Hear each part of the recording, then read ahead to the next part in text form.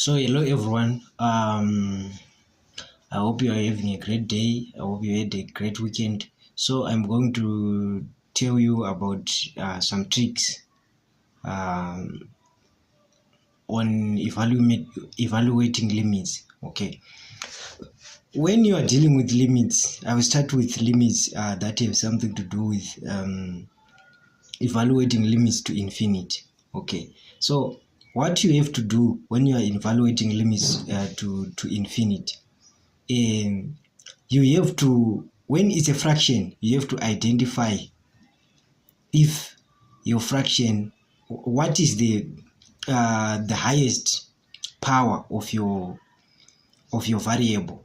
Let's say that it is said that the limit, evaluate the limit when n approaches infinity. So you are going to look for the highest power of n inside your fraction, in your fraction or the question. Then you are going to divide each and every term by that power. Let's say the highest power is n to the power 2. It does not matter whether your fraction has some parts square roots or some parts which are not square roots, something like that. You have to divide by the highest power. Each and every term, you just make sure that you combine the two fractions. Okay. When you combine the two fractions to become one fraction, if there are two fractions, when they become one fraction, you divide by what? By the highest power. That is the only trick for evaluating limits that are from positive and negative infinite. Then the other thing that you have to master, you have to know your standard results on limits. You have to know your standard results. So that is the trick number 2. There are standard results in the notes that I shared with you on that Telegram channel. There is on limits, there are standard results which are there.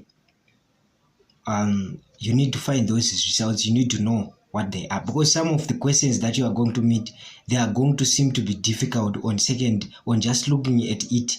But when you know these standard results, you simply just write the answer. Okay, so you need to know this. The standard results should be on your fingertips. Okay, so number 3, what you need to do is, when you meet limits, fractions, okay, which are evaluated to a certain value, which is not infinity, you have to know that you have to think in terms of factorization. Can I factorize this, either the denominator or the numerator, to become one fraction? And then if I factorize it, will I be able to cancel like terms? Okay. Number 2, you have to know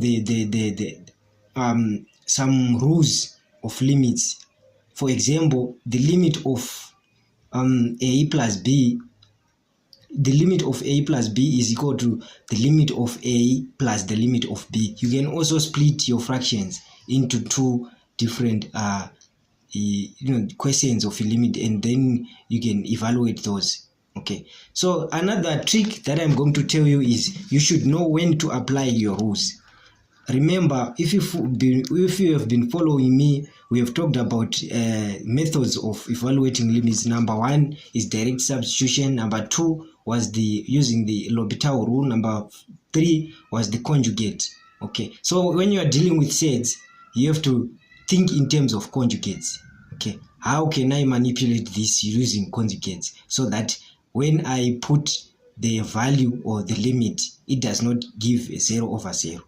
Okay, so the L'Hopital rule, it is the rule which applies to let's say you have a fraction, and on your fraction you can only put, if you directly substitute your value which you are approaching, you find 0 over 0.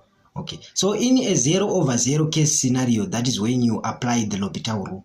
Okay, let's say once your limit, the limit of a certain function as x approaches 2. When you substitute 2 per fraction yako, remember fraction yako rofana kunge rakabatana riri 1 fraction.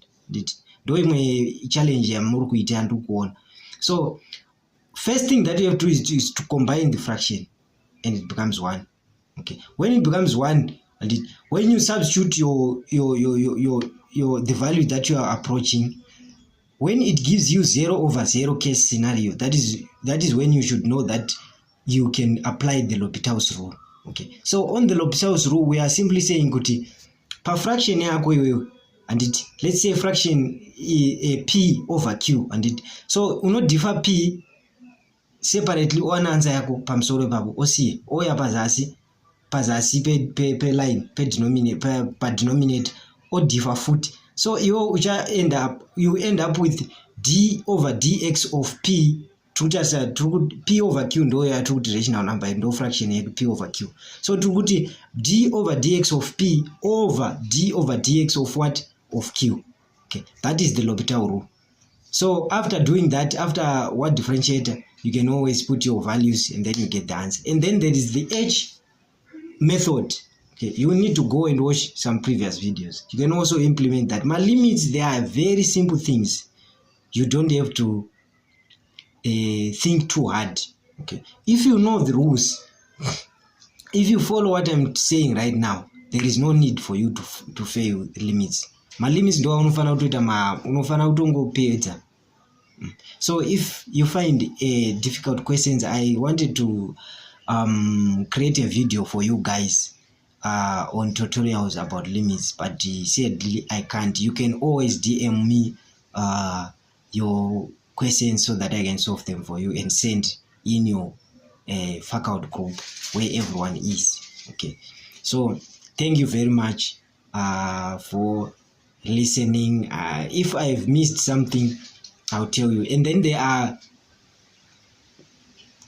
are certain questions, okay, that I will post on WhatsApp or on Telegram, and with their answers. Okay, some tips and tricks that I will just post so that you can appreciate it. Always remember, go and study your standard results. Usachke kuti paita square root sign, paita my square root 4 kana chi, and kana ingori as x approaches infinity chet ingotarisa kuti mukati me square root sign momo highest order of x ndiani wakutodivide naye pese, wadivide naye pese wakutoisa 0 wakutowana answer yako. Don't be afraid, usatyire kure uchiona chinhu chakakura kudaiso. Okay, so thank you very much. So if you have questions, you can always send on my WhatsApp number so that we can